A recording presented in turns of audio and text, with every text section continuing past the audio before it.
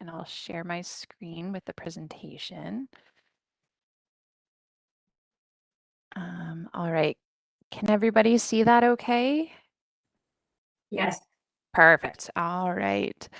And with perfect timing, my partner just got home and my dogs are about to lose their minds. So forgive me for 1 second if you can hear dogs barking in the background. The joys of working from home. Um, well, welcome and thanks for chatting with us again today. I'm here as well as Jennifer Slater, and Stephen O'Brien is also joining us today. Today, we've got the agenda that all the things that we're going to chat with you about.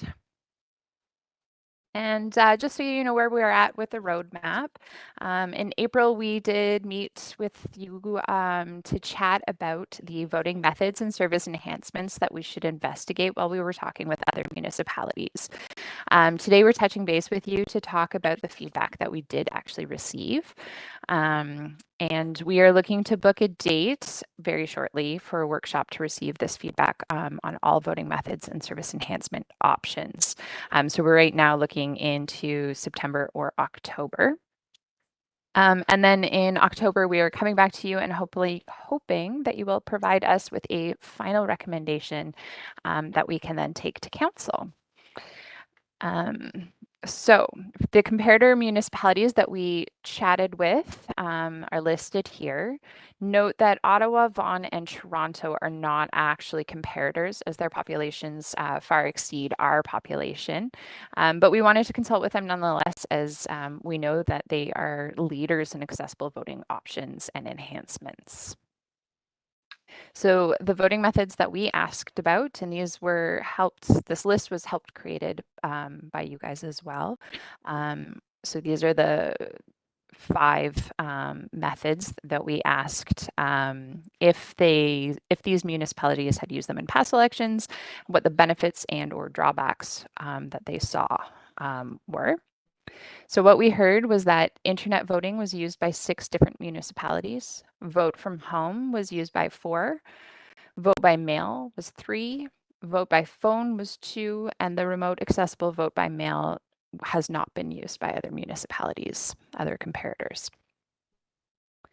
The voting enhancements that we asked about are listed here, all of which except the braille sleeves that we did actually offer in the 2022 election. The braille sleeves we had intended to, but unfortunately were not ready in time to actually launch for election day, which was really unfortunate. And what we heard was that all 13 municipalities used the accessible voting equipment and the magnifying sheets.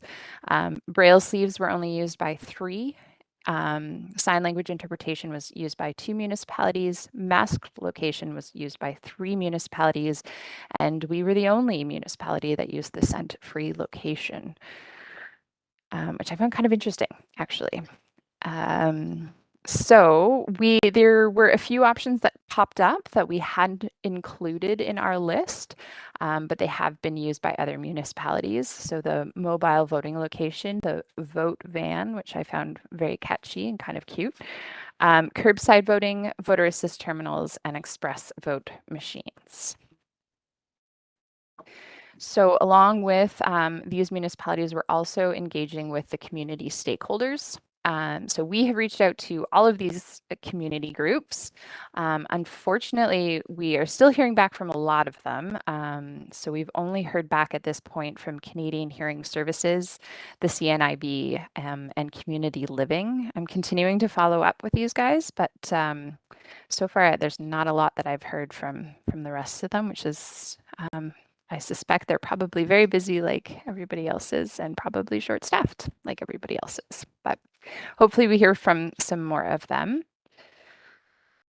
So we are planning to put all of the voting methods and service enhancements through criteria in order to kind of create a scorecard to help us decipher which of these recommendations to put forward to council. So we've come up with a bit of a list of kind of criteria that we think would be helpful. And that is here on this slide and the next slide.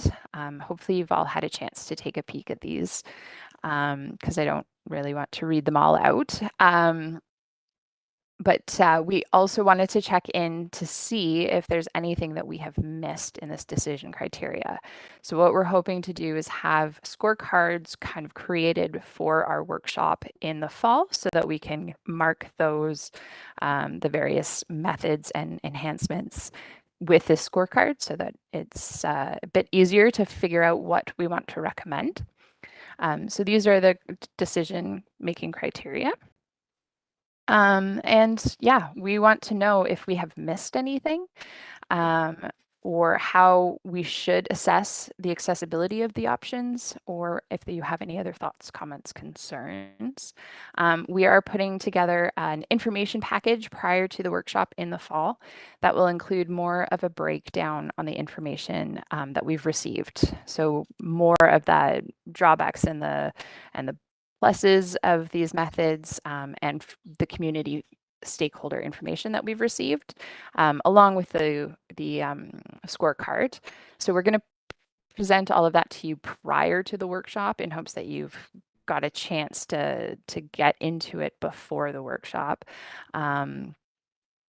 And then we hopefully have a well-rounded picture for everybody moving into the workshop. We've all kind of are on the same page and then are able to kind of go through these scorecards and get a resolution out of it.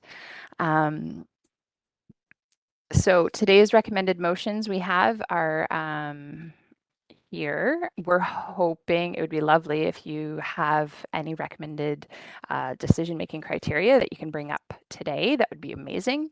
If not, we did include a recommended motion that decision-making criteria can be sent along to us by August 21st so that we can include it in the scorecard.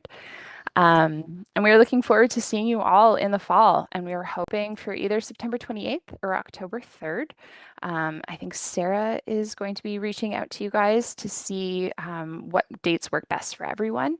But in the meantime, if you have questions or you have decision-making criteria that you want to contribute, please reach out. Jen and my emails listed here on that last slide, as well as our phone numbers. So please reach out to us. And that's about all I've got. Laura, I'm just going to let you know that Deborah has her hand up. Awesome. Thank you so much, Carrie. Was that the full presentation from staff about this as well, or is there someone else speaking too? That's it. That's everything. Oh, awesome. That was Jen very and Stephen are fast. here to help answer questions. If there's any questions, we tried to Okay. be respectful of time. So I was just double checking it wasn't split or anything because we had 15 minutes for you and you didn't use it all. But that's great. We maybe used I a bunch spoke at the too beginning. fast. So no, that was perfect. Thank you. Okay. Deborah, go ahead. Thanks, and thanks, Carrie, for that presentation. It was really helpful. I had two comments. The first is Indigenous Disability Canada, maybe another player to engage with around elections. They're based in BC, but and they have been known as BCANDS, but they're now called Indigenous Disability Canada. And I can give you contact information if you want. I did research into them. I think we were a little bit concerned because it is BC as opposed to Canadian or Ontario.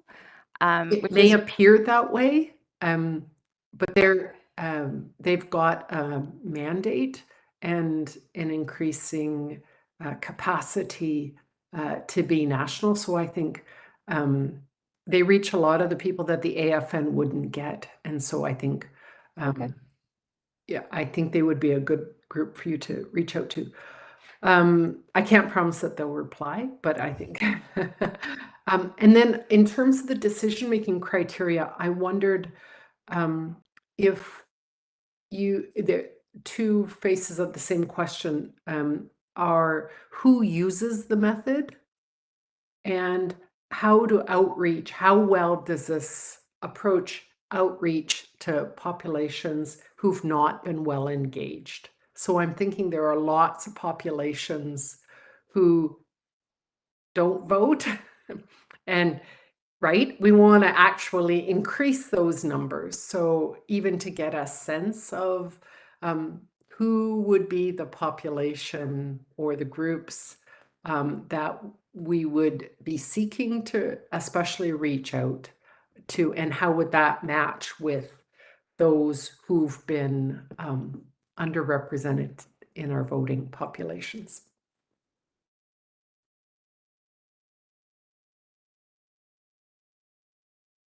I just see your hand up, Lorelei. Okay, awesome. Thank you, Deborah. Those are great points. I just had a thought in terms of the decision-making criteria when I was looking over the slides before the meeting.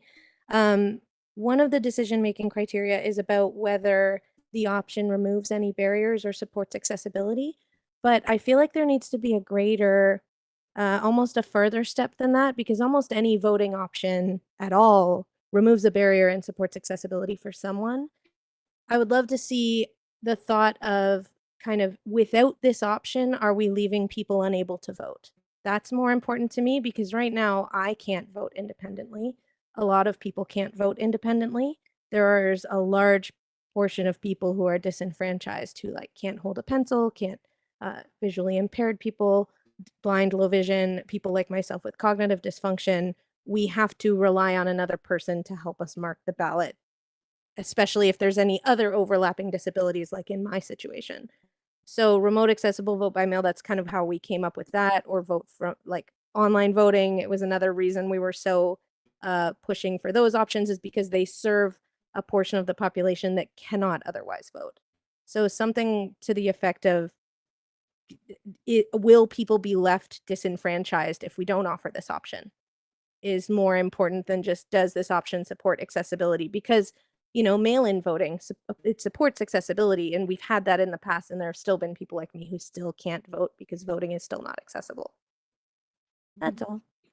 I saw Jen's hand. Is there another hand that I missed, Sarah?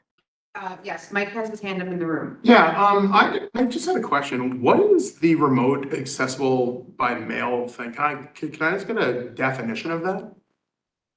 In the interest of time, could we have Sarah and Leanne send that information to you, Mike? I don't know whether that's appropriate, but it's a lot.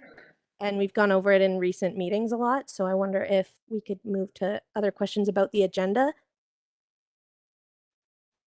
Jen Poppy. Or I don't know, sorry. I don't know, Leanne and Sarah, if that sounds like a good. That's appropriate. Yes, thank you. Jen Poppy has her hand up. And if this should be taken offline as well, let me know. It's great to see all the options and the different associations you've been reaching out to. I wonder about the socialization of those many options that you're exploring whenever you get to the decisions of the options you're choosing. I do a lot of work in the deaf community. If things are mainly written text, it's still second, third, or fourth language English, if not French, to use as a resource, which can be a limiting factor. So again, if it's not to be discussed here, let me know.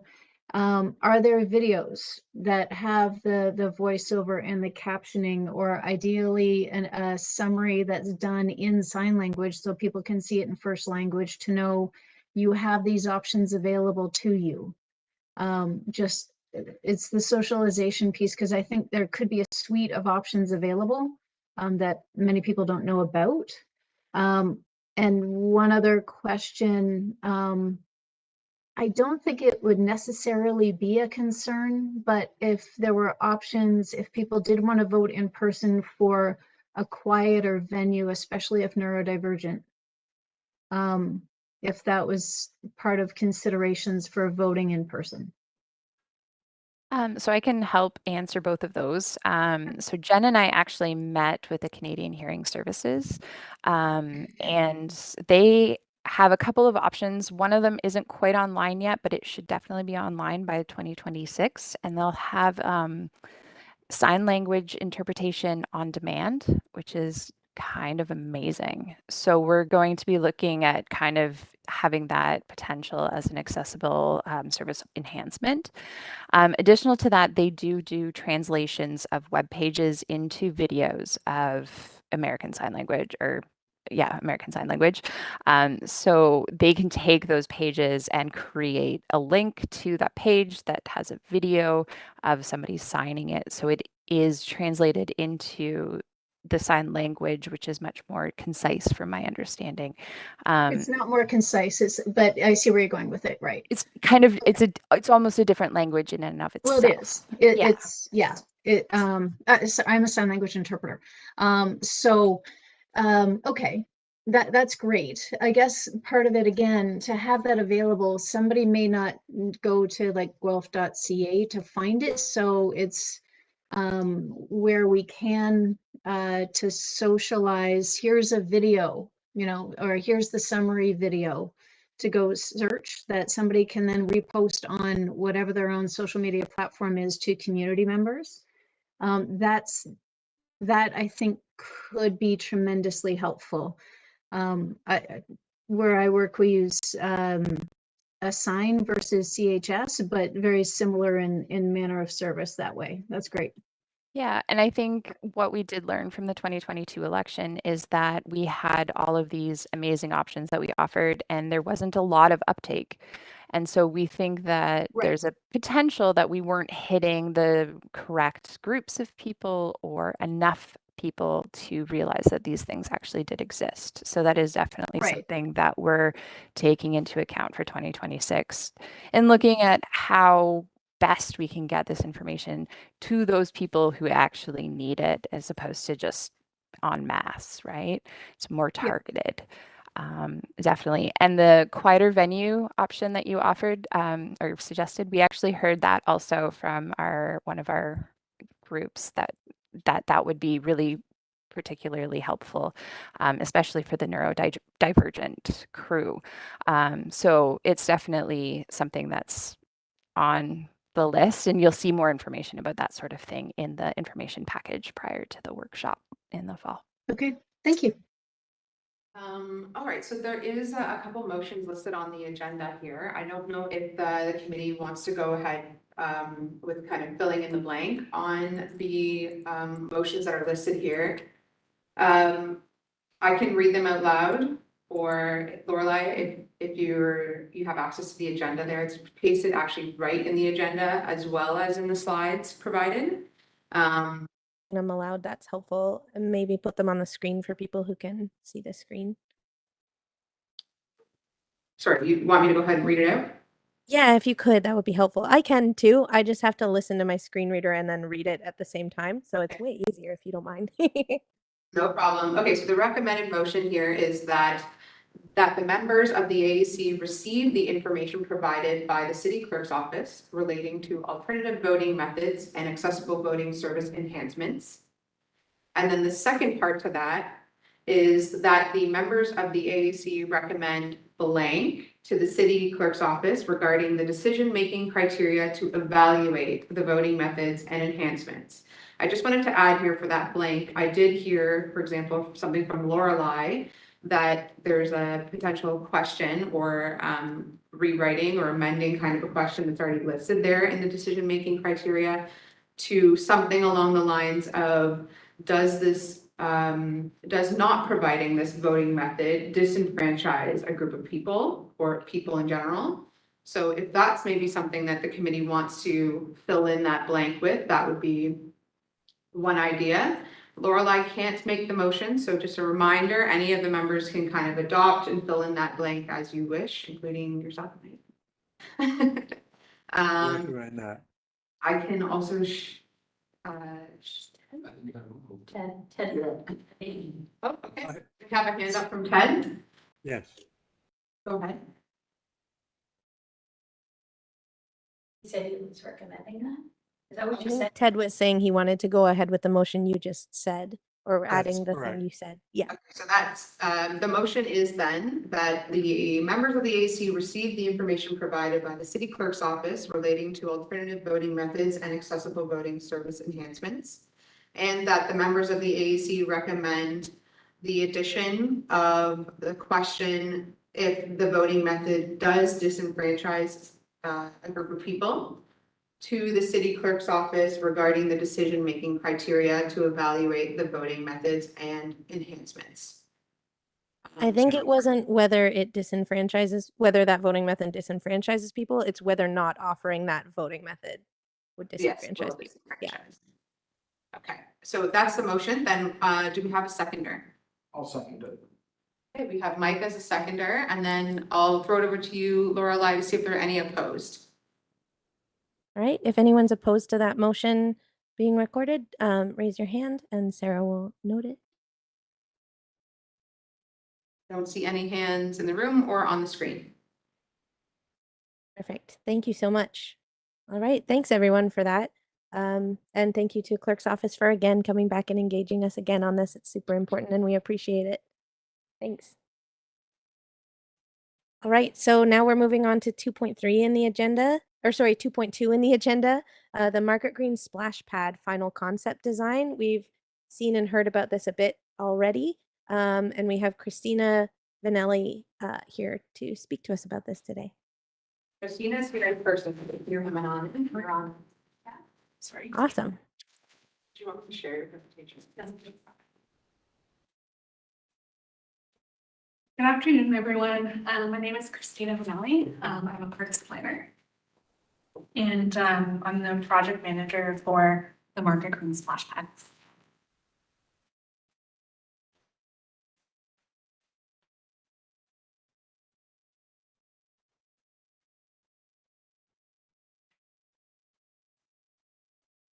So we came to the AAC back in February to initiate this project. And then our commitment was to return with the final concept design. So today we're going to present the final plan, which includes the plan view, splash pad play zones, the perspective views. We're then going to ask for an AAC motion and communicate next steps. So as I just mentioned with the slide previously, what our goal here today is to show the final concept plan.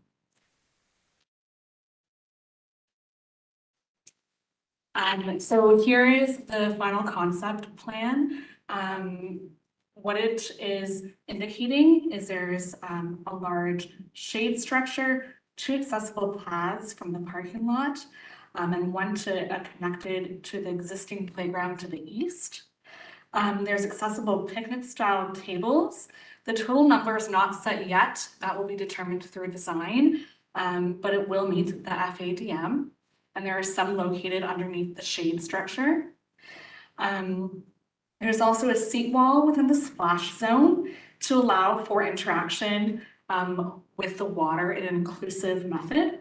And the final number of seats here is to be determined through detailed design as well.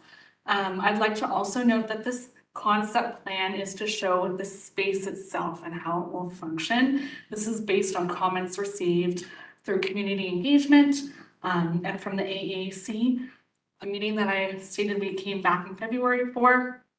You'll see, and you'll also note in what I've explained that we do not include any specific splash pad components shown.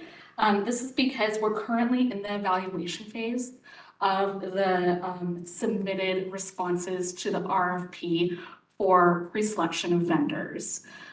So those vendors are responding to an RFP, which includes discussion that we had at the AAC in terms of what kind of components and requirements we'd like to have met. And is there anything else on here? What is also part of this design, sorry, Sarah, previous slide for a second. Near the seat wall, part of our ask in the splash pad pre-qualification was arched sprays to be included in front of the seat wall.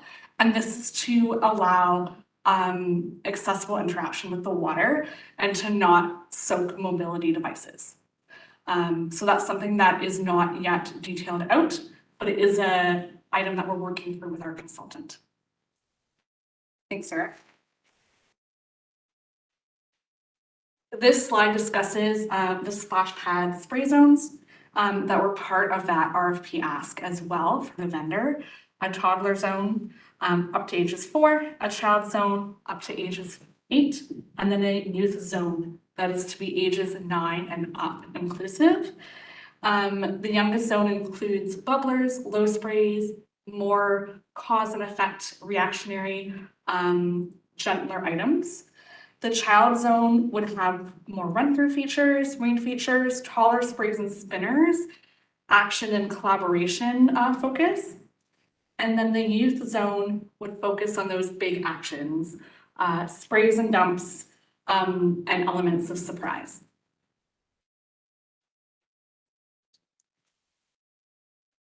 This slide indicates a view of splash pad looking east.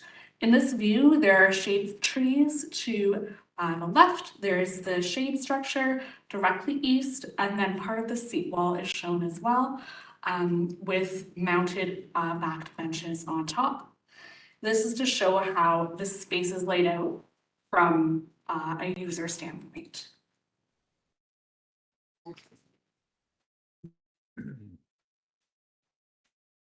This is the second view that our consultant did a rendering of for us. This is looking south. So the focus in this rendering is the seat wall and the shade trees, and behind the seat wall, you see a little bit of that pathway connection from the parking lot down to the sports fields that are to the south of this location. And again, showing how that seat wall is located and the benches on top.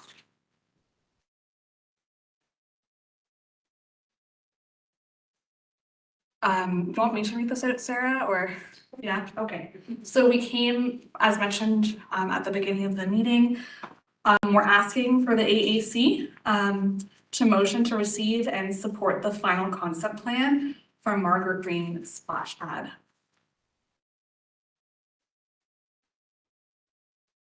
We can move the next section. Awesome. Sure. So the next step is after this meeting, or we're going to continue to work with our consultant on developing the final detailed drawings, and city staff will review the final tender drawings, and that includes our review by accessibility services staff. And then construction is planned for 2024. Just gonna bring it right back up to the recommended motion. Sure. Thank you so much for the presentation. Sorry for cutting you off there. I was going to ask if it was the last slide. Okay. That's awesome. So in order for anything to be recorded in the minutes now, we have to have motions. So we're going to try and get motions made on all of the items for the agenda today. But before we go through with recommending a motion, are there any questions?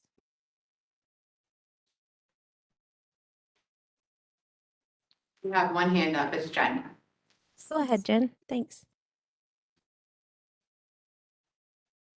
Or mute, Jen, I'm not sure if you tried to unmute there. Yes, thank you. I'm just thinking of there was kind of a not a teardrop shape, but a section of, it looks like concrete that starts out low and ends up being a seating area. I'm assuming there's enough color contrast for someone to see that from any angle if they Yes. were lower vision, and so I'm just thinking one of balance issues, and I could already see little kids wanting to run from the lower part up towards the higher part, like run around that because it's just inviting.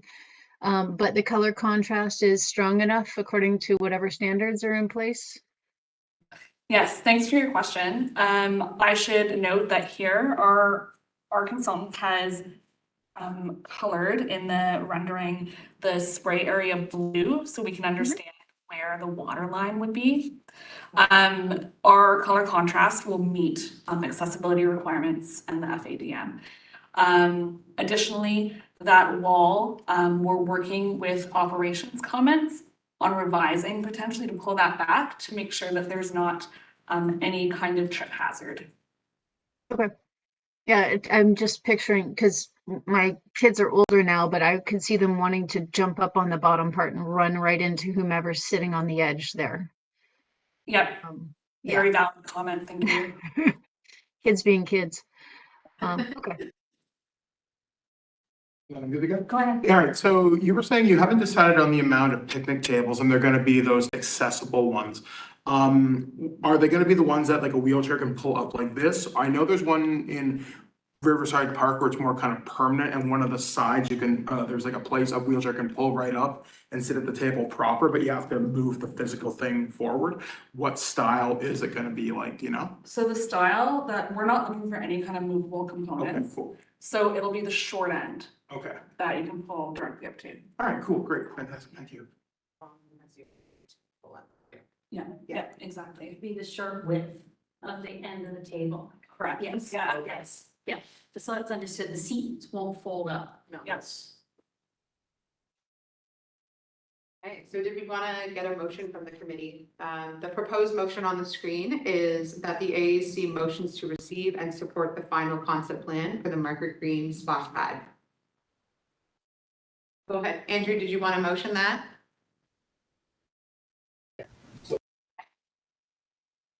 Thanks, Andrew. Looking for a second. I'll second.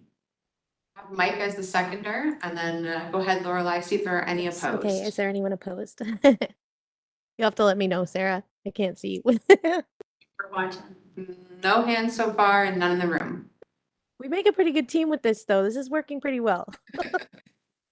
All right, so it looks like that motion passes. Thank you so much, everyone. That was a thank you as well for coming and presenting for us, Christina. That was very helpful. Awesome. Thanks for your time, everyone. Especially sitting down and starting there, nice, good job. Yeah, I mean, we were a little ahead of schedule, so seeing you sit down and immediately start was very impressive. We're still ahead of schedule, so Have a good afternoon. thanks. All right, so we have now, we are still a little ahead of schedule. I'm not sure if staff are ready to present on this, but we have Andrew Miller here to discuss the College Avenue protected cycling infrastructure once again. We've done some discussion on this already, so it's great to see you. Thanks for having me. Just getting Brennan connected here. Yeah, take your time. We've got time. This is the first meeting, I think, in like a year that I've ever felt like we were ahead of schedule. Don't speak too soon. If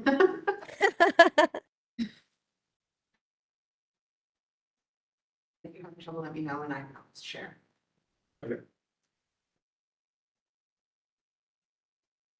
want us to share? We can share. The presentation. You can just tell us when to cue for the next slide. Yeah, it's been a lot of work, so. Okay, I'm gonna share instead.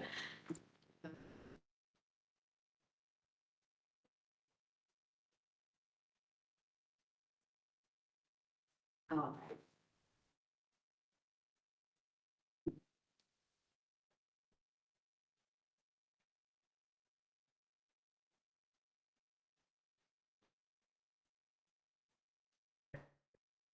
So there we are. So I'm Andrew Miller. I'm a project engineer with the City of Guelph in design and construction. I've got Brennan Walker here with me as well, who's one of our project coordinator. Well, he's our one project coordinator.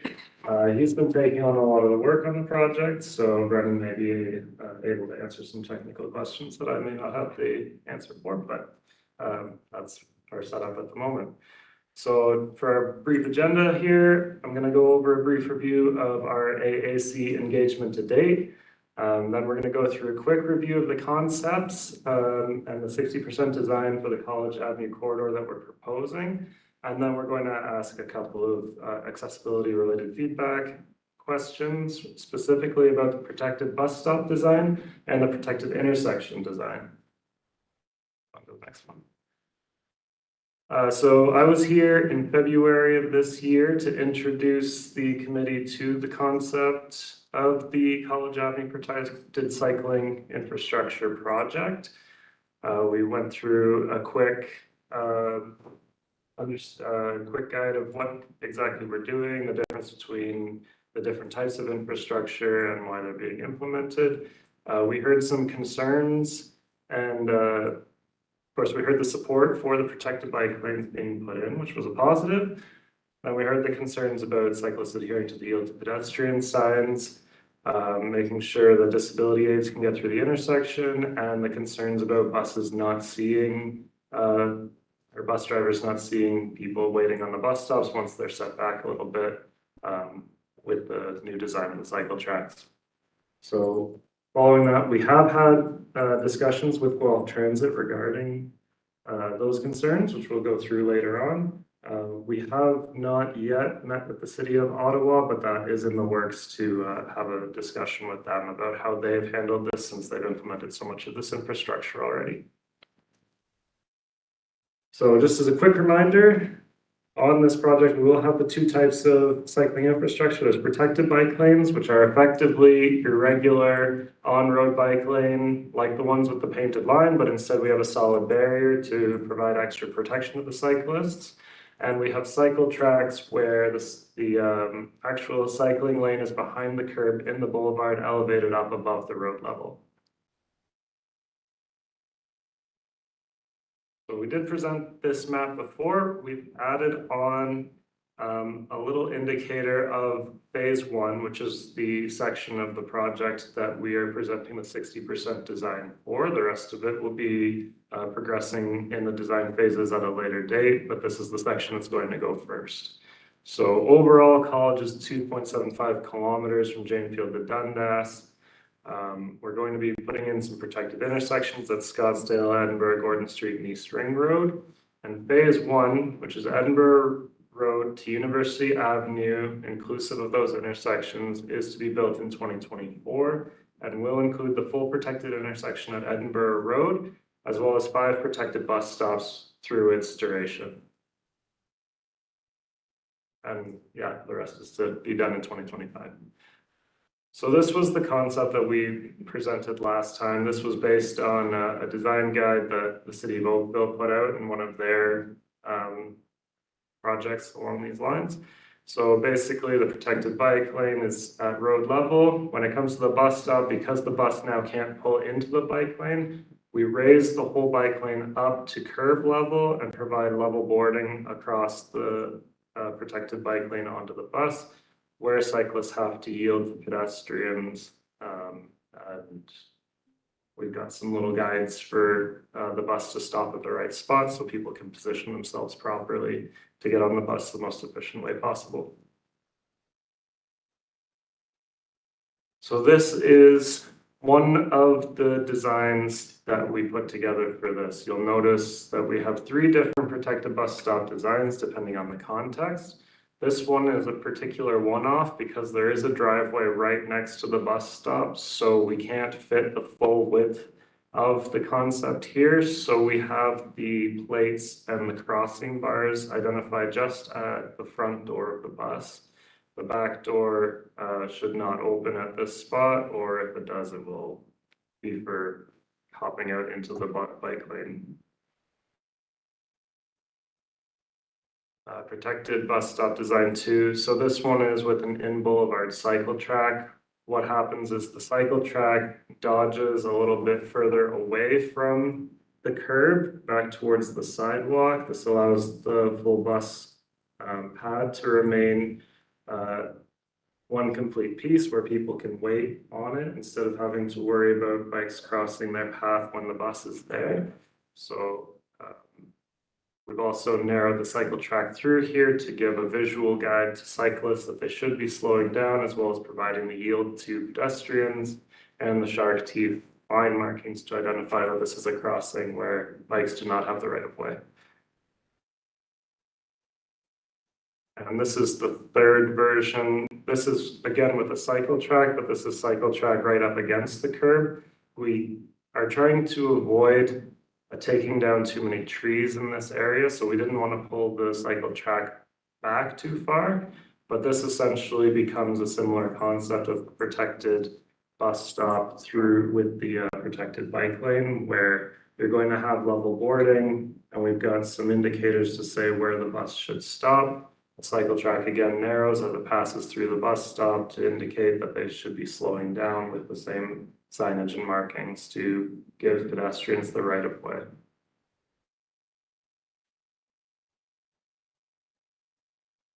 Here we're back to our concept of a protected intersection. Just going through the idea of there being separate spaces for cars, bikes, and pedestrians where everyone gets their own specific crossings so that you're only ever in conflict with one obstacle at a time. I don't know if I need to walk through the whole thing this time, so we can, yeah, so we can move through. And this next slide is our actual design of how it's to be implemented at Edinburgh Road.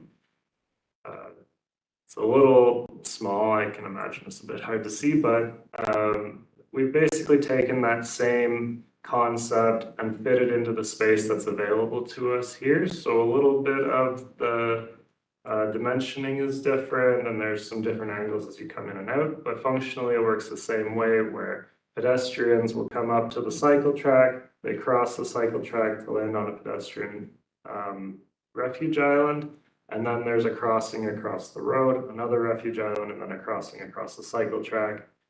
And yeah, it fit in pretty well here. If we go to the next slide, we've got some more detailed dimensions on the corner. So here you'll see that we've got 3 meter wide pedestrian islands so that there's plenty of space on the island itself. The islands are 2.1 meters long at minimum, based on the current design standard. And I'm not sure that there's any other dimensions really to point out here, but this gives you a better idea of the signage and markings that will be there to indicate to cyclists that this is an area that they should be moving slowly and they need to be yielding to pedestrians.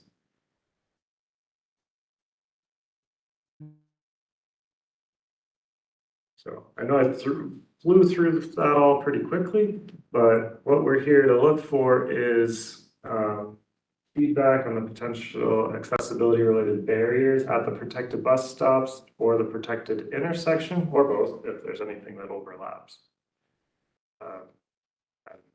Did I say the recommended motion? Sure. Okay. Absolutely. We do have a recommended motion in here pre set up. So we're asking that the AAC support the 60% design. I recommend that staff consider the following items as part of the further design development of the protected bus stop design and protected intersection design, and we'll populate this with the list of items, issues, and concerns that may follow. And of course, yeah, feel free to contact me at any time with additional questions or concerns. My information is here, and we will be having some engagement through September where we're looking to host both on-site pop-ups as well as an open house at City Hall, and we'll be having online engagement through Have Your Say. Andrew will forward the link, and then I'll make sure that gets out to the AAC as well. Awesome. Thank you so much, Andrew. I did see Jen's hand. Is that the first hand, Sarah? Yep, that's it for now. Perfect. Go ahead. Go ahead, Jen. It's not as compelling. I'm interested just to see the accessibility throughout the year, because we know snow clearing is such an ongoing consideration for so many people who are in and around Guelph. Love seeing the design. Is that also part of the plan to look at how quickly and how consistently things like those little refuge islands that, you know, we clear the roads first and then sidewalks second, to make sure that those, like, what the plan is for keeping those clear? I don't know if that's part of this conversation, but didn't know if this is the right place to ask. Oh, that's actually an excellent question, and we are discussing that with operations next week. Next week or the next 2 weeks, yeah. Yeah, so we've had some ongoing discussions with operations about these cycling infrastructure projects in general, where in the past there hadn't been much support for giving them priority for snow clearing, but that seems to be changing as we move forward. And yeah, so for this project in particular, we are having a specific meeting with operations to go through how they'll be able to snow clear it, and we'll be getting an idea of priority and timing of it. That is outside of my control, but I want to try to influence a positive maintenance schedule as much as possible. Okay, thank you, because I was thinking of both snow and ice. As things melt, then you've got slipping hazards for folks. So, especially on the refuge islands and some of those aspects. Okay, thank you. And it's just yourself, Lorelei. That is something though, Jen, that we could add to this motion here for consideration of, snow maintenance or weather maintenance.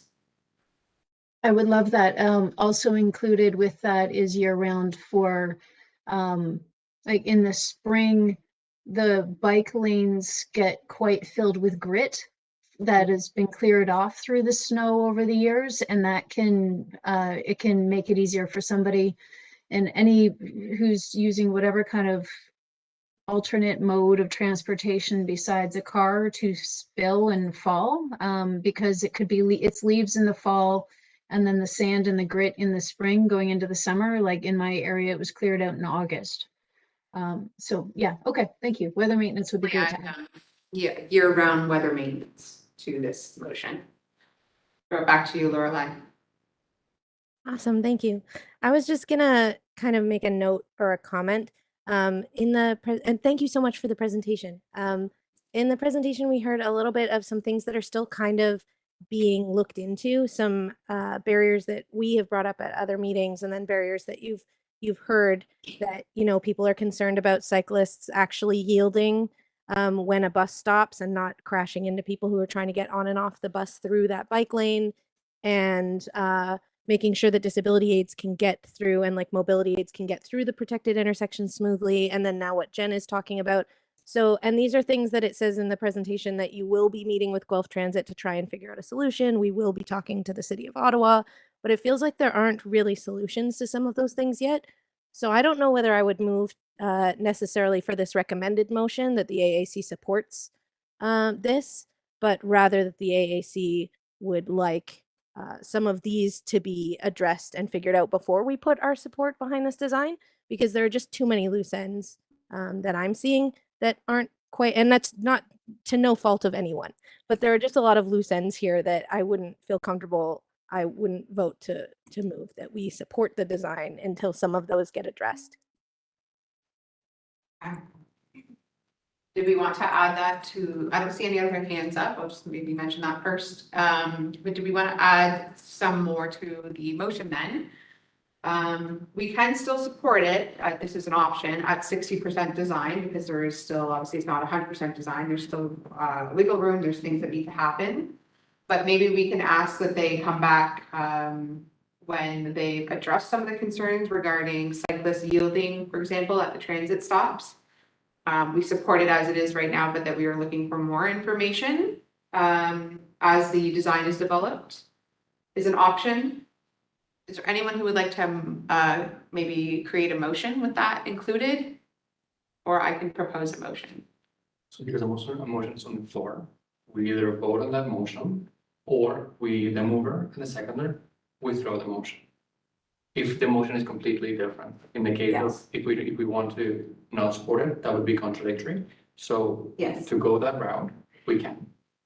We either vote on this motion and it fails, or the mover and the seconder can simply withdraw the motion.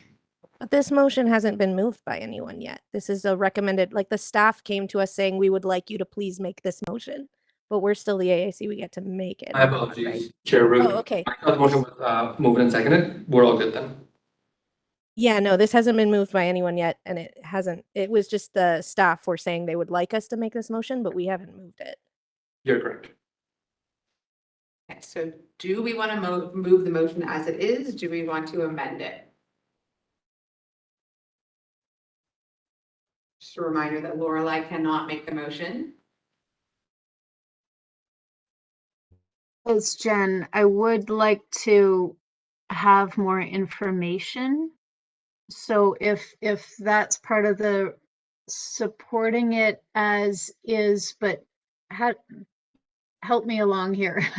How do we ensure that we're getting additional information for year-round snow clearing and information about anybody who's using the bike path to yield to those who are getting on and off the buses? So my Oh, sorry. Go ahead. I was just gonna say, we could put a motion forward saying something along the lines of the AAC would like staff to return to us once these items have been addressed and ask for support for the design at that time. Or we could do what Sarah had just said and say we support it so far and would also like more information on these things. Okay, how about, I'll just put a motion out and let me know if you want to adopt it, Jen, maybe, is that the, AAC requests that more information be provided before the committee supports the design. And that consideration for, year-round weather maintenance be included. And There were some other items too, though, that weren't. Yeah, and addressed yet. There was a lot that the wasn't. priority for bus users. Throw in a better word for that. Is also included. so the motion, as I understand, is that the AAC requests more information be provided before the committee supports the design, and that consideration for year-round weather maintenance be included, as well as, sorry, as well as a priority for patrons using the bus over cyclists. What does that mean? The last part of it about buses, sorry. It's basically so that people on bikes don't rush through the bus lane, or sorry, when people are getting on and off the bus. Yeah, cyclist lane. So is Is there a that, better way to say it? In the second slide of this presentation, or third slide, I think, of this presentation, there was a "we heard" section that said, here are some concerns we've heard in the past. That was one of them, was that cyclists may not yield. And there were a few other concerns that they've heard and said, we will be meeting with Guelph Transit and City of Ottawa to consider ways to address these concerns. I think, correct me if I'm wrong though, Jen, I might be totally off base, but I think what Jen is saying is that and those concerns, we would like to see those addressed first. So that one's listed in there. Am I off base with that, Jen? No, and I think it's along the right lines. I'd love group conversation to see if this is too far off the mark from what the group is looking for. I would like to see personally more than, chatting with Guelph Transit. And I'm sure that like the group that you're working on this, and thank you for providing the presentation, will do more than just chat. I think I'd like to, from what you were saying, Lorelei, get a bit more information earlier.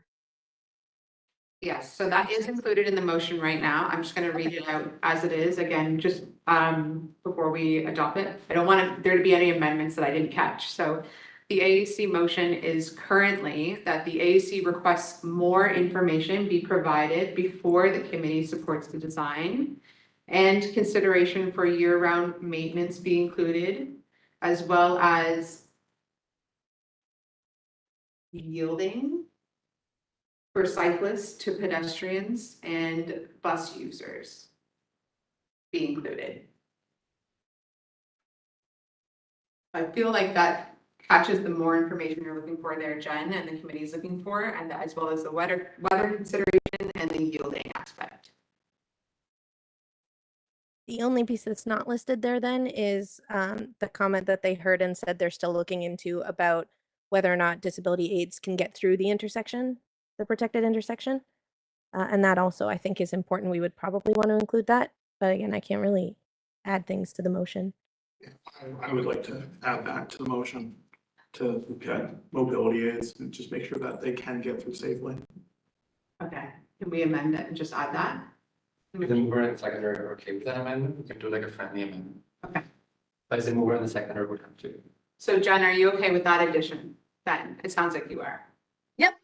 Right, and then do you want a second? Yes, I'll second. Okay, so Mike is seconder. And I'll throw it back to you, Lorelei, for any opposed. Perfect. Yes. Is anyone opposed? I don't see any. Okay, cool. All right. We all time. Thanks. Yeah, once again.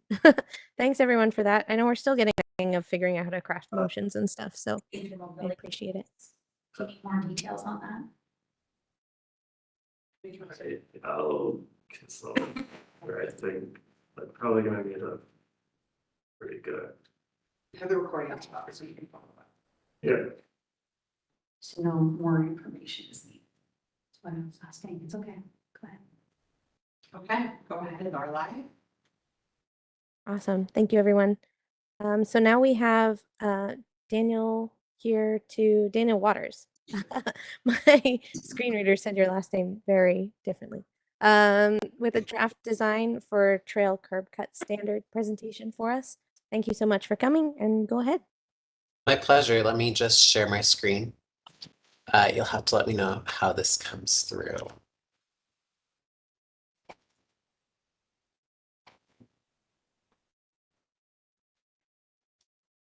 How does that look? We can't see it. I don't see it. Oh, of course. Um, There you go. Excellent. Perfect. So my name is Dana Waters. I'm a trails technologist at the City of Waterloo. And for the past little while, I've been working with sustainable transportation on a draft design for a trail curb cut standard. For the agenda today, I'll be introducing the Trail Curb Cut Standard project, presenting draft designs for the Trail Curb Cut Standard, and then gathering feedback on the draft design and suggested motion for locations. My apologies if I'm speaking quickly. I'll slow that down. Daniel, can I just interrupt for 1 second? City of Guelph, Yes. City of Guelph, not Waterloo. Oh my goodness. Thank you. No worries, I just want the AAC to understand that, that's all, that you work for the City of Guelph. Yeah, Absolutely. sorry. So the project overview, our project goal is to make our trail network more inclusive for cyclists and mobility device users. Curbs create barriers for people using bicycles or mobility devices from entering parks and trail spaces from the road. There are significant numbers of reported injuries. These are mostly from our cycling community related to mounting curbs, and it is currently illegal for users to cycle on the sidewalk to enter a trail area. So this is a sample curb cut location that we'd like to propose a curb cut be added. This is the entry to Centennial Park that's off of Municipal Street. You'll note that there's a trail that enters the park. On the right-hand side, there's a playground. And then on the left-hand side, there's a large green space. At the road's edge, there is a curb and an asphalt apron that maintenance vehicles would drive over, a sidewalk, and then users can enter the trail. So right now, users would be required, if they were on a bike, to either dismount or to try to hop up that curb. And then a user that was on a mobility device would have to access this curb from a nearby driveway cut. So our goal would be to try to eliminate that barrier for both user types. And so our project process has been as follows. In the summer of 2023, staff are creating an inventory of potential curb cut locations for trail curb cuts and developing a design standard for the trail curb cut. The finalized design standard would be added to the Guelph Linear Infrastructure Standards. In the fall, staff will develop a decision process to guide where trail curb cuts should be implemented and which locations should be prioritized for implementation. Then the decision process itself will be guided by input from traffic engineering staff to ensure that traffic safety concerns are fully considered. And then staff will present this decision process to the AC.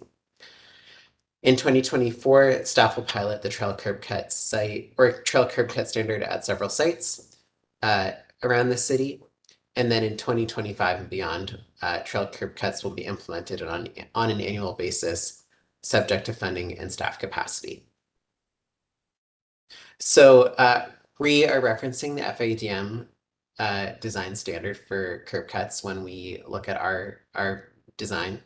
So we are hoping not hoping, we'll be following the minimum width at least of curb ramps, which is 1500 millimeters or 59 inches. The maximum allowable cross slope of this accessway shall be no more than 1 to 50 or 2%. The maximum slope on any flared sides should be no more than 1 to 10 or 10%. The surface of the curb ramp should be slip resistant. It should be a smooth transition from the curb ramp to any adjacent surface. And it should incorporate a truncated cone or dome detectable warning surface, tactile warning indicator, or surface indicator at the bottom of the curb ramp, and it shall be compliant with standard 4.4.8. This is an excerpt from the FADM that shows a graphic of this standard. You'll note that it has that 1500 millimeter wide curb ramp access, 700 millimeter wide flared edge at max 10% or 1 to 10, and then it also includes that detectable warning surface indicator strip. So we have developed 4 preliminary standards for our project, considering all of the different conditions we expect to encounter when implementing a curb cut standard. The first one that I'm showing right now on the screen is when a sidewalk is directly adjacent to a curb. So the concrete sidewalk or MUT would be directly abutted to the curb. There'd be a transition slope that slopes at a maximum of 4%, where it's required to get you to a landing. The landing would slope at a maximum of 2% towards the road and curb cut. There would be a TWSI or a tactile warning strip indicator or surface indicator between this landing and the road to indicate to users that this transition occurs. And then the trail would abut to this landing so that users could travel from road to landing and then onto the trail surface. You'll note that there is proposed painted lines on the center line of the trail, and that this would indicate to users that this is a shared surface and that they can expect to encounter traffic moving in both directions, and that the trail should be shared. The second standard that we look at is where sidewalk or multi-use trail is 1 meter from the curb. So there's a 1 meter sod strip between the sidewalk and the back of curb. The concrete sidewalk or multi-use trail has the same transition zone that slopes 4% towards a landing. The landing connects to a park trail and to a concrete ramp that would access the road. The maximum slope of the landing is 2% towards the road, and then the curb ramp would be a slope maximum of 8%. There would be a tactile warning indicator strip on this curb ramp, indicating that users would be entering the road surface. And then there's also center lines. The center line is included on the concrete ramp and then also on the park trail to note this division of traffic direction. The third standard is for sidewalk or multi-use trail 2 meters from the back of curb. So the sod strip shown here is 2 meters wide. The concrete sidewalk or asphalt multi-use trail would have a transition zone sloped at that max 4% where it's required, and which would connect to a landing area that would slope at a maximum of 2% towards the road. The concrete this would connect to the park trail and to the concrete ramp that connects to the road.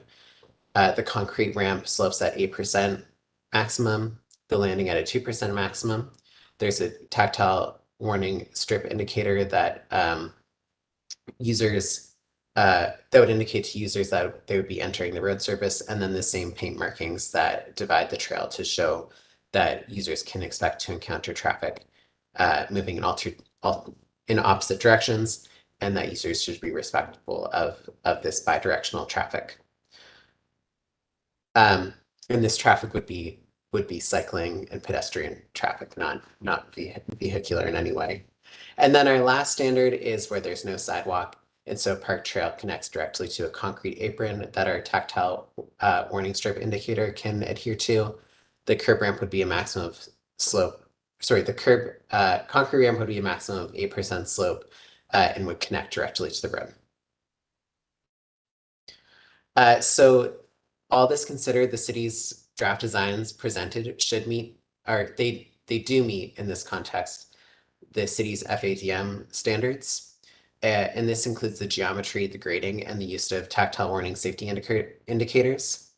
The new elements of the design drafts or the draft design that are outside of the standard are pavement markings. These are anticipated to be high contrast to the surfaces they'll be placed on. Yeah. And so at this point we have time for questions. So our questions for the AAC are, do you have any recommendations for additional features that should be considered in this design? And are there any locations in Guelph that you recommend staff should consider for the installation of a curb cut? I'm not sure whether the chair should be directing these. I can do it. There's no problem. Excellent. Yeah, no worries. Are there any questions? I have one, but I'll go last after everyone's had a chance to speak. Does anyone have any questions or comments or locations they'd like considered? There is a location, maybe these are, I actually talked briefly about this with Leanne, kind of. There's right off of Riverside Park on Woodlawn, right by Riverside Glen. There is there is a sidewalk right there, and then there is a thing that goes right down. I don't know without, I guess that's technically not a curb cut. Yeah, this is talking about those trails that end at a curb. Yeah. We're looking at just at the design of what that curb cut should look like. Okay, yeah, but That's ultimately, today's focus. yeah, I guess as a just kind of comment, I really like the designs that are being proposed. That would open up so many options for me to get out on trails. Like, so just good job, Daniel. Good job. Thank you. I'm really happy to be a part of this project. Maybe I'll just add as well that if there are locations that, don't come to mind right now in the meeting, by all means, you can follow up directly with Daniel or myself as the liaison, and we can make sure we get those locations over. Awesome. Thank you so much. Are there any other questions or anything for Daniel before I comment? Drew has their hand up. Go ahead, Andrew. As well.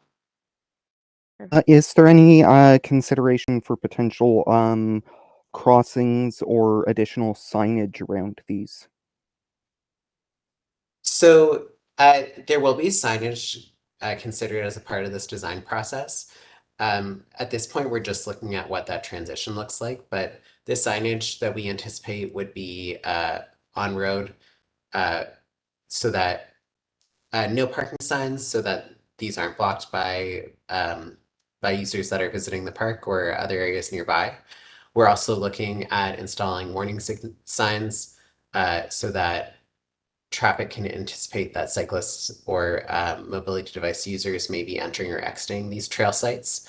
And then in the park itself, we're considering design of signage that would say, stop and look both ways before you enter the road, or that this type of feature is upcoming in the parks. But that is still very much in early days. And Donna has her hand up. Go ahead, Donna. Thanks, everyone. Mute now? You are. Okay, hi. I wanted to talk about the implementation, but I don't know whether, is it premature to talk about that? It's still pretty early in the process to speak about that, but it's always important to have conversation, so long as we're not taking up too much time. Right. Okay. You were talking about priorities, deciding what were priorities. It just seems to be a long way off from when some of these things would actually be put into use. So I was concerned about that, about the length of time it might take, and how do you decide priorities, and if there is a budget set aside for this at this point. At this point, we're looking at including this as part of our operational budget, and it would be a project that builds momentum over time. Our priority projects at first, we're looking at those that connect with the ATN. So our priority cycling and mobility network for active transportation around the city. And then we'd start looking at other sites. And this project likely will fall in line with our sidewalk improvements because they are concrete and asphalt improvements within the right of way. And so this process may look to capitalize upon that operational project, whether that be, area by area in the city, or focusing on high priority projects within maybe a larger network that, focus on, safe access roads to schools, so on. Right. Another priority being use. How much use is at particular trails, right? Absolutely. Yeah, great. I think it's a great idea. I think Guelph trails are quite well used and they could be better used. Yeah, great idea. Thank you. Thank you. Hey, Lorela, just yourself, have your hand up.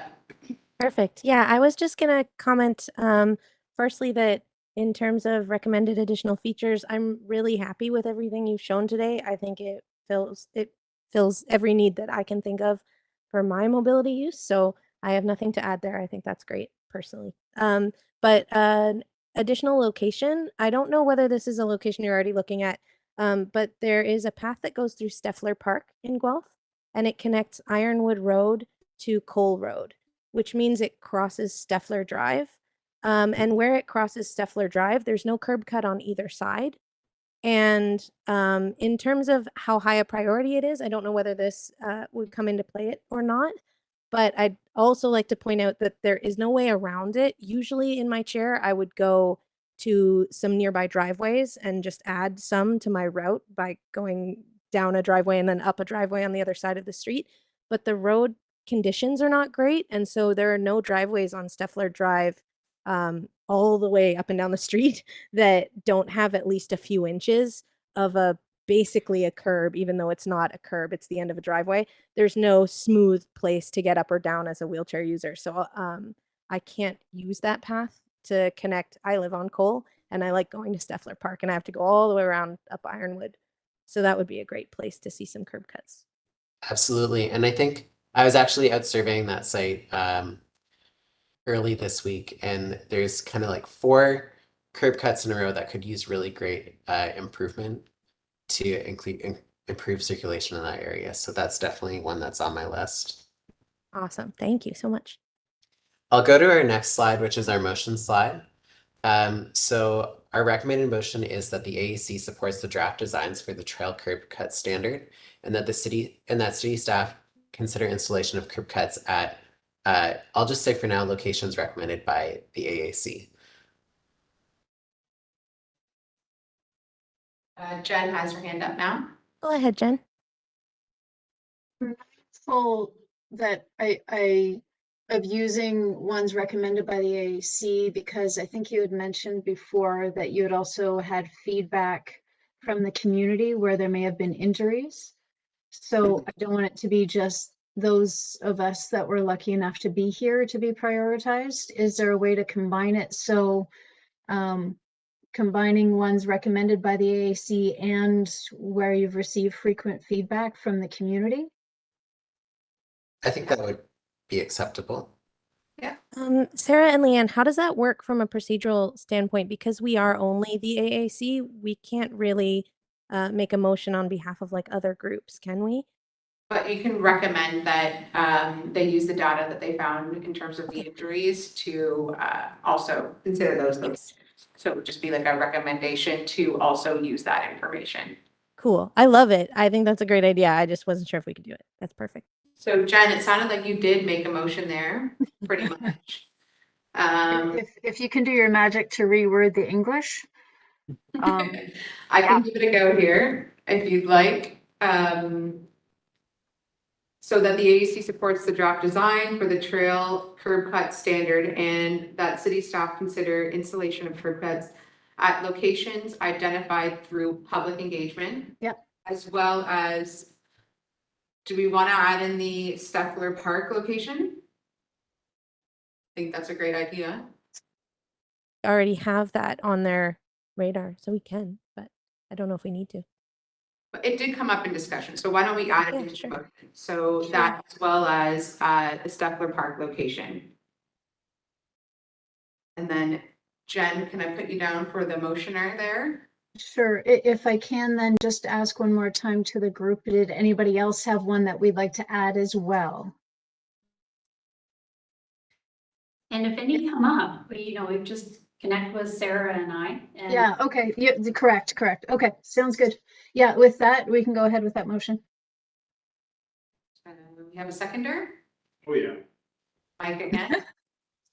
And go for it, Lorelai. All right, is anyone opposed? None seen. Awesome. Thank you so much, everyone. Thanks, Daniel, for coming and for all the work. Thank you. Have a great All right, so afternoon. now, thank you, you too. So now we're moving on to the South End Community Center update, the recreational trail and design update. We have 5 minutes for a staff presentation by Ian Scott. Ian, are you here? How are you? Perfect. Good, thanks. How are you? Good. So let Go ahead. me share my screen for the presentation. Can you see my screen now? We can. Perfect. So as Lorelei mentioned, I'm Ian Scott, Manager of Facility Design and Construction at the City of Guelph, and I will be here today to talk to you about the South End Community Center. So just as a bit of an agenda, I'll go through some South End information. Kind of the scope here is obviously we're talking about the accessibility criteria, and the feedback we're really looking for is on the I will give information on the interior and the amenities as well, but the key feedback as per the AODA is there's new trails on the site to access different amenities, and so we're looking on some feedback particular to the trail design and rest areas, but I'm happy to take questions and talk about anything that the team here would like to talk about. So just as maybe a brief overview, looking at what's existing now is you can see from the slide here that the South End Community Center site is within the existing South End Park, where on the north end which is on the left of the screen, for those of you that are watching the screen, is the existing Bishop MacDonnell Catholic High School. And then in the middle of the site, there's some existing soccer fields and parking. And then at the south end of the site, or on the right of your screen, is the South End Park, along with the Larry Pearson Ball Diamonds. So it's a pretty busy site already. And you might be thinking to yourself, where are we going to put the community center? Well, it's going to go pretty much right in the middle of the site. So there's going to be a few soccer fields that we are going to lose, but we are going to gain back. We are going to gain a community center for the community. So this site houses the whole campus, houses the Dragonfly playground and splash pads. There's 3 ball diamonds, the Larry Pearson Ball Diamonds, 2 tennis courts, basketball. There's trails and sport fields and a picnic shelter as well. So what's going to be in the South End Community Center? There's been a lot of engagement that's gone on previous to this. The South End has been a project that's been 20 years in the making, and there's been previous needs assessments, council approvals, and other community engagement that has told us that the facility needs twin ice pads, accessible lab and teaching pools, double gymnasium, walking track, and multi-purpose rooms. This is also an exciting facility because it meets the city's energy goals of net carbon zero, and the attached sketches here in this presentation kind of give you an idea of the top sketch is the main floor of the facility, and the bottom sketch shows the second floor of the facility.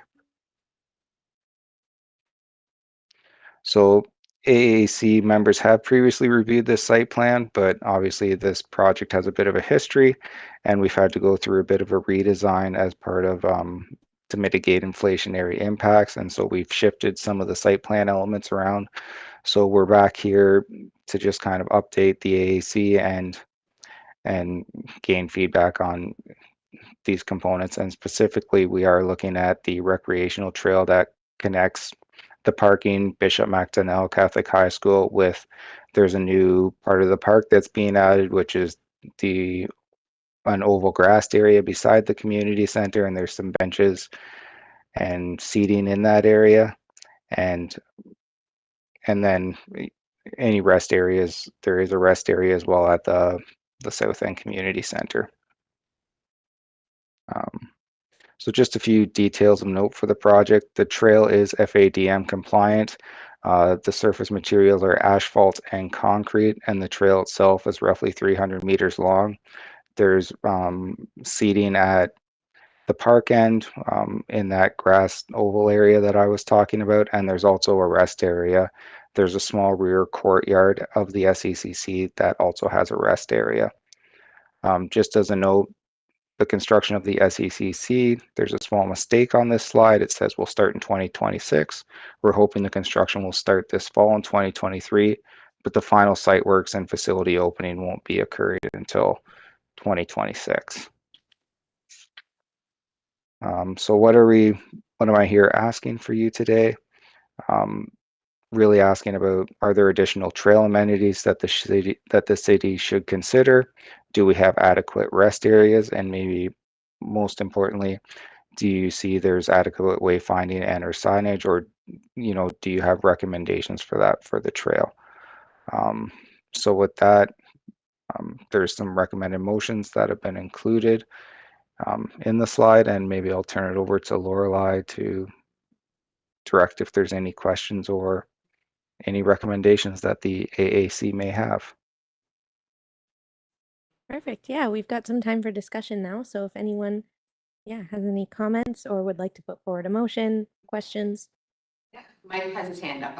What would be an example of a recommended amenity? Like, so far, I really like what I'm seeing, but I'm just wondering if there's anything I can think of. Benches, rest areas. Yeah, I think it would be great if it's possible to get maybe along the trail there, maybe some accessible seating of some type. That might be nice. Yeah, we can definitely look into.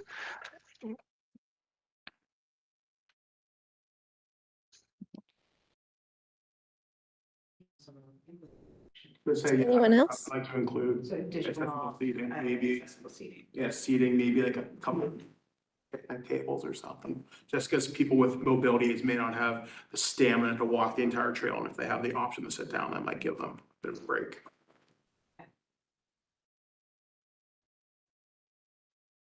No other questions in the room or that I can see on the screen there, Lorelei? All right. Would anyone like to take a crack at a motion? We have a recommended motion that the AAC supports the renovations to the existing Riverside Park sorry, that's a bandshell. I'm reading the wrong thing. Hang on, let me catch up. Ian's put it on the screen here too, so if you want to. Yeah. My screen reader doesn't do my screen reader can't read that. It can only read the document. Okay, I have it. Sorry. I had the wrong one open. That the AAC review the multi-use trail design, and Okay. do we support the design, or we could add, we support the design with the addition of looking into adding seating options. Would anyone like to craft a motion? Yeah, I will support that motion. So I'd like to, the AAC has reviewed the multi-use trail design and recommends that accessible seating be looked at as part of the design. Is anybody, and I support it. Okay, and they support it. It's my first time. That's a great first crack at it, honestly. That's a great motion. And I see Andrew's hand has just gone up for a seconder. Awesome. So now just Lorelei, if there's any opposed. Yeah, is anyone opposed to that? No hands up. Okay, perfect. Thanks, everyone. That's great. And thanks again, Ian, for coming. Thank you very much. Informative. Thanks. All right, now I'm on the right tab because I was looking at the bandshell tab. Now we have a presentation about the Riverside Park bandshell. I'm very excited for this one because I love that bandshell. And we have Jean here, Program Manager for Facilities and Energy Management. So go ahead, Jean, whenever you're ready, you can take it away. You've got 5-minute staff presentation, and then we've got 10 minutes to discuss. My screen? Got it. Yeah, thanks. Are you able to see my screen? Yes. Oh, yeah, we can. Oh, okay. Yes, we can. Great. Okay. Hello, everyone. Good afternoon. I'm Jean Starchuk, Project Manager in the Facilities and Energy Management Department, and I'm here to talk about Riverside Park, bandshell renovations, and new trails. So the agenda, I'm just going to kind of go over the existing park site and then get into some background information on the bandshell and washroom renovations, new trails, what's in scope, what's out of scope in this phase, accessible components, and then we'll circle back to the committee for feedback, questions, and the motion. So here we see the existing Riverside Park site. In this Google Earth image, we see the bandshell and washrooms. It's at the kind of the bottom left corner. Currently, the bandshell is not used very often. The washrooms themselves have fallen into a complete state of disrepair. And then the parking area to the southwest is how one gets to this area via Maryland Drive. And then we have like an existing trail that kind of doesn't really go anywhere. It kind of wraps around towards the baseball diamonds to the south. Then we have the open grass area that's used for events. And then to the northeast, we see the parking area that one gets to via Woodlawn Road East. So to date, we've really done a lot of analysis on this building just to see what's the current condition, the structure of the bandshell itself. Are we able to retain the structure, do some renovations? So at the end of the day, we've decided this is an important asset for the city. So we went ahead and started some bandshell renovations, structural upgrades to the canopy, new siding, new stage lights, and 2 ramps to get to the upper stage level. And now we're kind of looking at the remainder of the work that the bandshell needs, washroom renovations and new trail construction. We're just in the process of awarding this tender and we're hoping to get going come September. We have some grant funding that wants us to get this work complete by February. So we're hoping to be full steam ahead and then come the spring, get this place really kind of moving and bopping, I guess.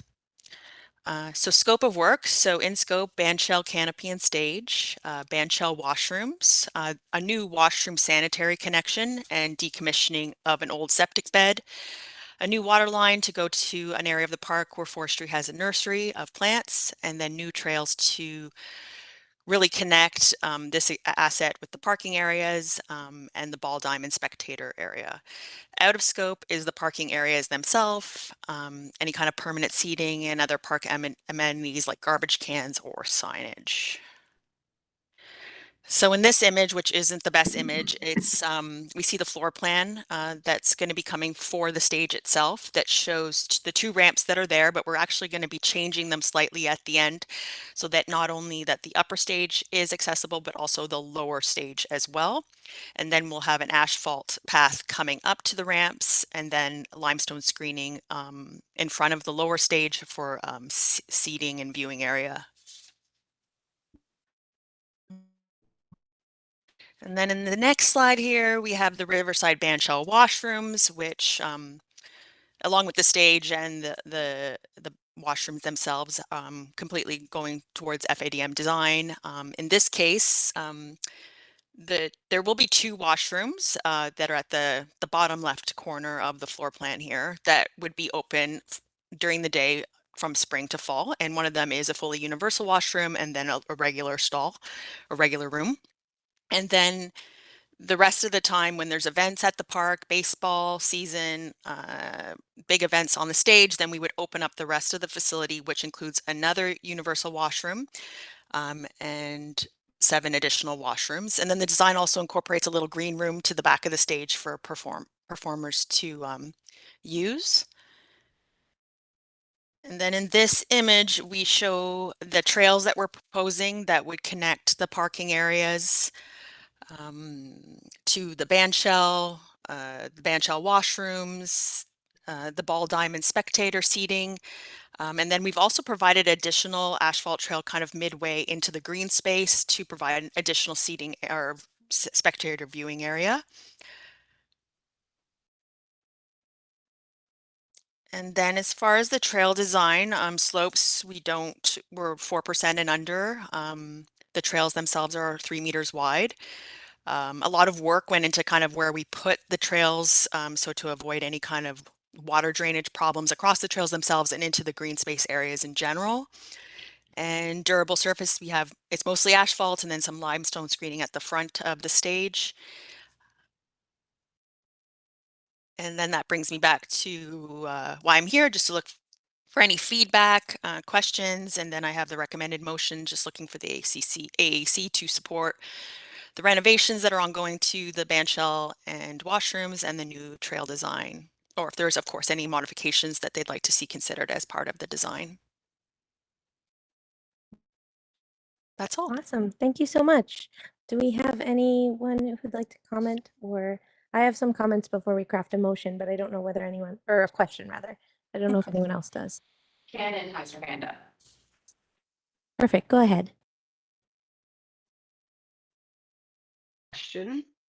Can you hear me okay? Yes. Okay. Regarding the bathrooms are a big thing Yes. for me, for us. Because I'll tell you straight up, the bathrooms at Riverside are horrific.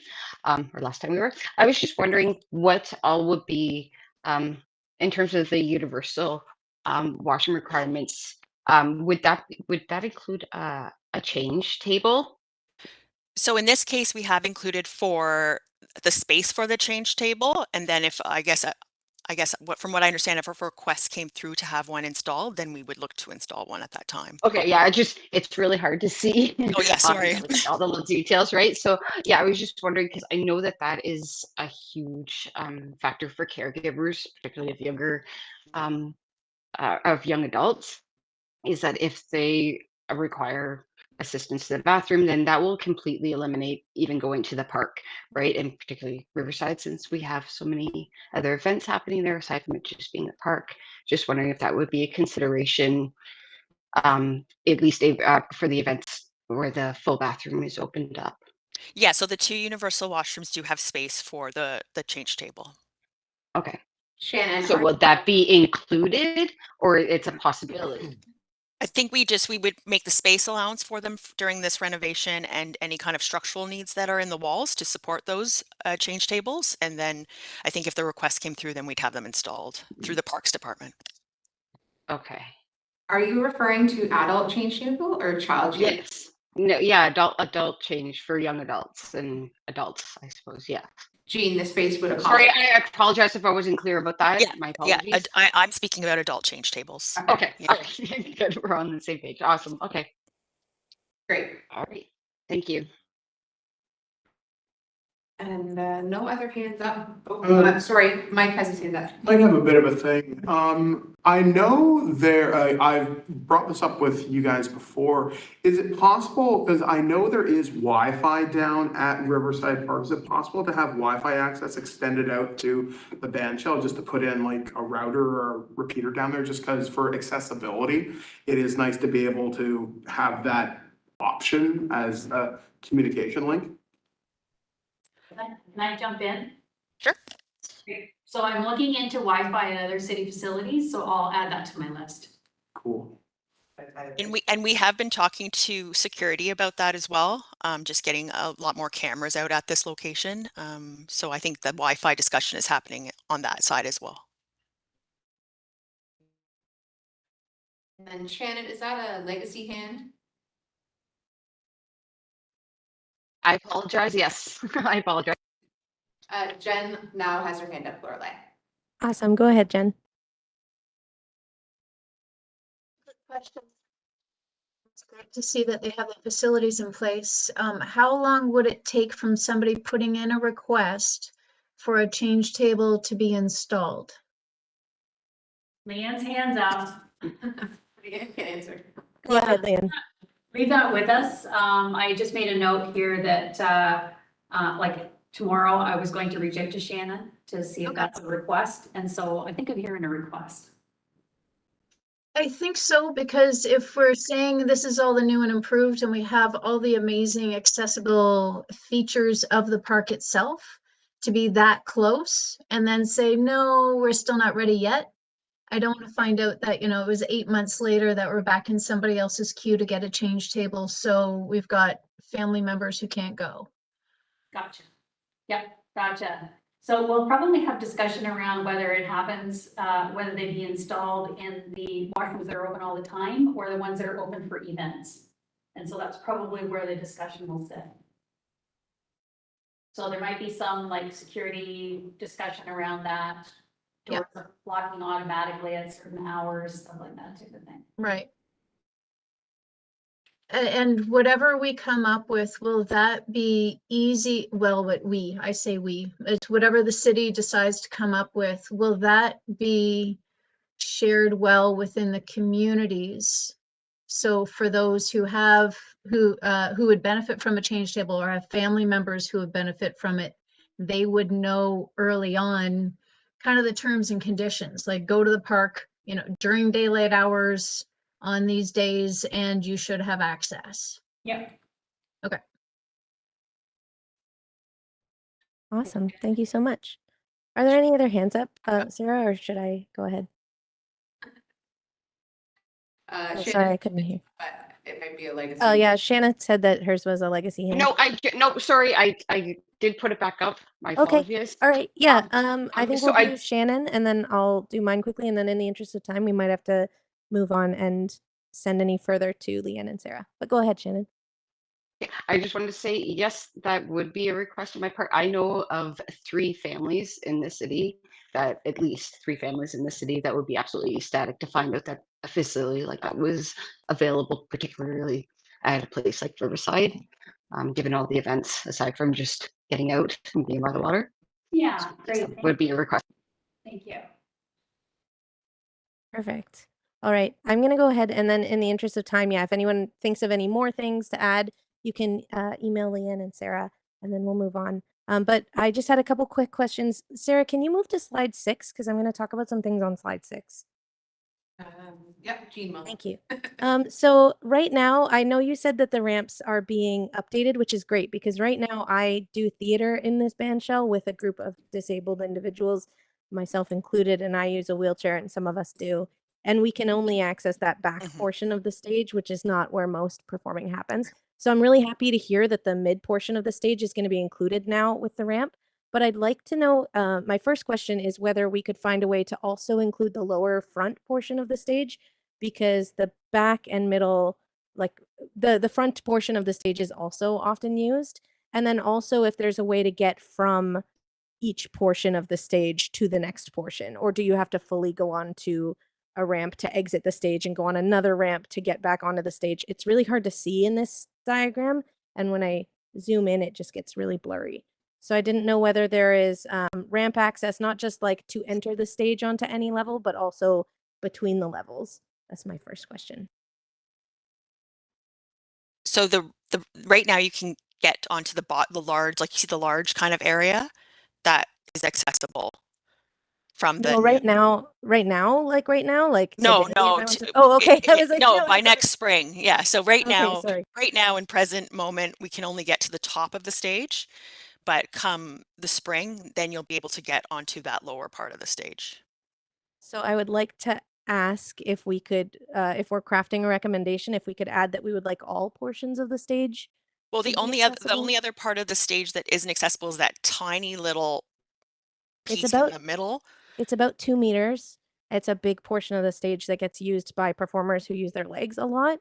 So if I'm performing with other people and they're moving downstage and I can't get downstage, like it's small compared to the main backstage area, but it is a part of the stage that I deserve to have the same access as the performers who don't use a chair. You know what I mean? So even though it's small compared to the rest of the stage, it is a big piece of stage that gets used a lot. There are certain improv games that require like being close to the audience, for example. So I would still like to recommend that the whole stage be accessible, even though it is a smaller portion of the stage. It is a part that gets used and can only be used by performers who don't use mobility aids right now. So that would be my first comment, is just if we could include that in a motion, if we're making a motion to staff. And then also, is the green room accessible as well, was my other big one, for performers to be getting ready behind stage. We don't want to segregate performers that use wheelchairs and make them get ready like in the parking lot behind the bandshell. Well, the green room is you can get to it from the upper level of the stage and through the washroom corridor Okay, there. perfect. Yeah. I can't tell with these, Yes. these sketches. Sorry. Okay, awesome. That's great then. Then yeah, I would just hope if we craft a motion, I can't move anything, but if someone crafts a motion, if we could recommend that the whole stage be accessible, because my theater group does use this stage regularly and it's currently not accessible. Did you want to Yeah. have a crack at it, Mike? Yeah, so, so the recommended motion is that the AEC supports the renovations to the existing Riverside Park bandshell, washrooms, new trail design, and would like to see if we can make the entire stage accessible to be considered as part of the design. Did I do that right? Is there a seconder? And we have Andrew as a seconder. And then go ahead, Lorelei. Is anyone opposed? None? Seen? None seen. All right, that motion passes. All Thank right. you so much for coming. We really Thank appreciate you. your work on this.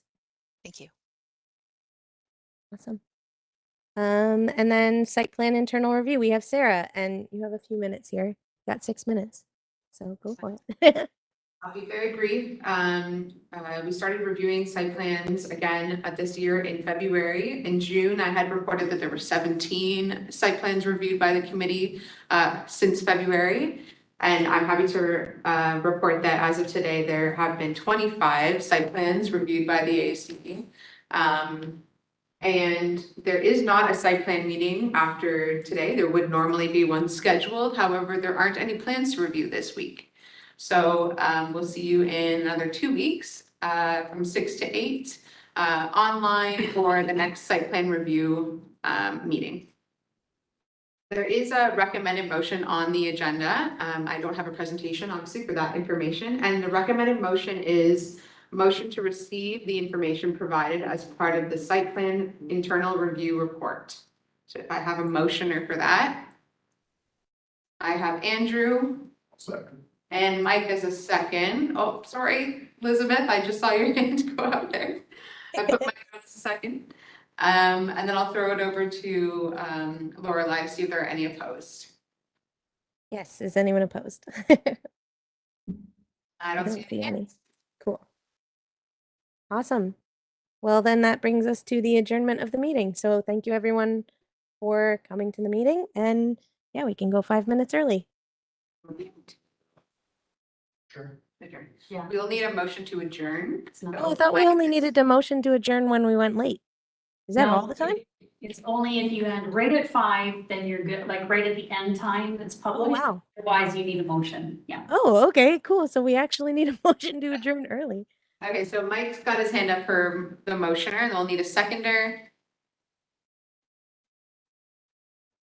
Jen Popke, I saw your hand first. And then any opposed? None. Okay.